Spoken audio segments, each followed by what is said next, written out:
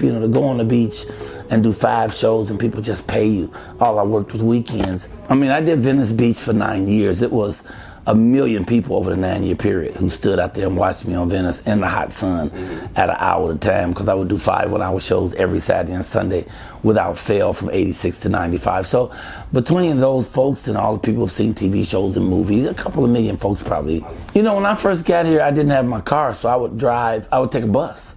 I'd take a bus, I'd get my bag, I'd ride out to Venice Beach, set up my bag, get my money, stuff that money back in that bag, get back on the bus and ride back into the hood, because I was living in Watts. I was on the same spot for a very long time, and then I got into it with some people out there called the Vitas, my friends who are acrobats, and they would do they'd walk on these high poles, and they would do stunts and things. And we came from Chicago together, because I started this on Chicago streets, on State Street in Chicago. Then winter came, and wasn't nobody trying to hear no damn jokes on State Street in December.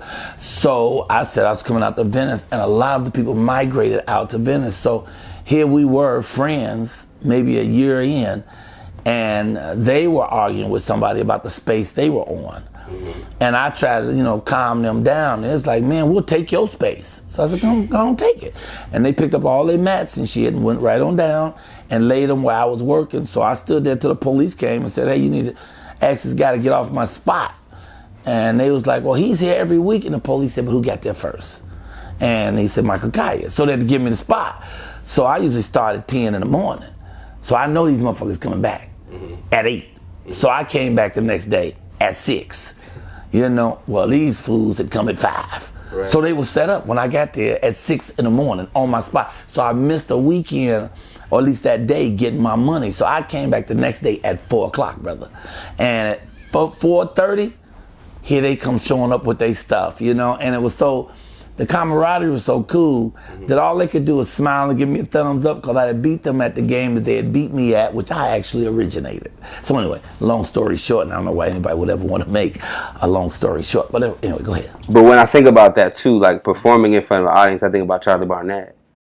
Did you know Charlie Barnett? I did not know Charlie Barnett, but Charlie Barnett was a great man. And he was a beast with it. And I was the king of Venice Beach, but he was the king of New York when it came to street performance. Did y'all ever cross paths? We were friends.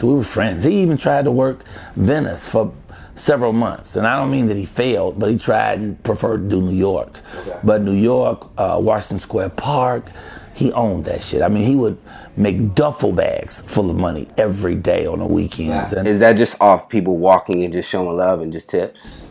Well, yeah, but it's a system. You do your show and you gather a crowd. Right. Then once you get your crowd, you do your show and then you collect your money. So the majority of your audience does come by walking. People just walking. They didn't come because they came to the beach, but after you're there for a while, you have a reputation. Like he had a reputation. So people came to New York, they took their friends down to see Charlie Barnett. People come to California, come to LA, they bring their friends down to see Michael Colyar on Venice Beach. So, I mean, I will always have the biggest crowd in Venice. He always had the biggest crowd where he was, And then I actually shot a concert with him and I never got video. The guy who was doing it, they didn't even check that the video was connected correctly.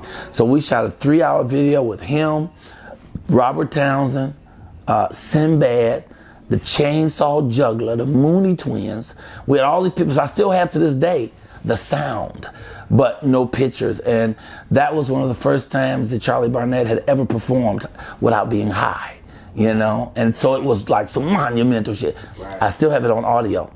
I just don't have it on video. Like you talked about him talking about duffel bags of money, when it came to you, when you was doing your thing on that street, without maybe giving exact details, but what are we talking about? I just say a lot. It was a lot of money. Like you could pay rent for the year type? I own things, I have very comfortable living. Thing is, Iris is always trying to talk to me. So Iris is calling me right now. So I don't want to give Iris too much information. Now, one thing reading your biography, you won Star Search. It said 100,000. 100,000. You gave 50 of that away, 50% of that away. Yep, I'm still trying to get that back right now. I was gonna say, first of all, when you won it, what was going on in your life at that moment? Well, I was still on Venice Beach at that time. You know, I was still doing comedy. In fact, after I won it, I went back and did 4 more years on Venice Beach. So I was just a grinding comedian, you know. So I was doing clubs and working. I didn't owe anybody anything, you know. I sort of pretty much lived by myself right around then. And so I had basic bills, but, you know, I had a regular life, this exciting life, you know, to go on the beach and do 5 shows and people just pay you. All I worked was weekends. You know, if I had $50,000, that was a lot of money for me. So it wouldn't mean anything for me to give the other 50 away. And everything's really about giving.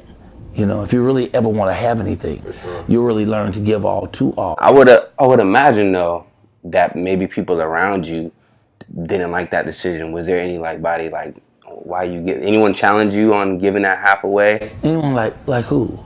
Friends, family. Yeah. Well, you know, I had a brother who thought, you know, if you want to help somebody who's homeless, you could help us. But I have big brothers, you know, so it's not my job to take care of my big brothers. You know, it's really their job to look out for me, you know. And, you know, it's not like anybody could challenge me. You know, I'm my own man. You know, I figure when you give to others, you give to yourself anyway. You know, I mean, I've got over $4-5 million in gifts and rewards since then by people who remembered that kind act.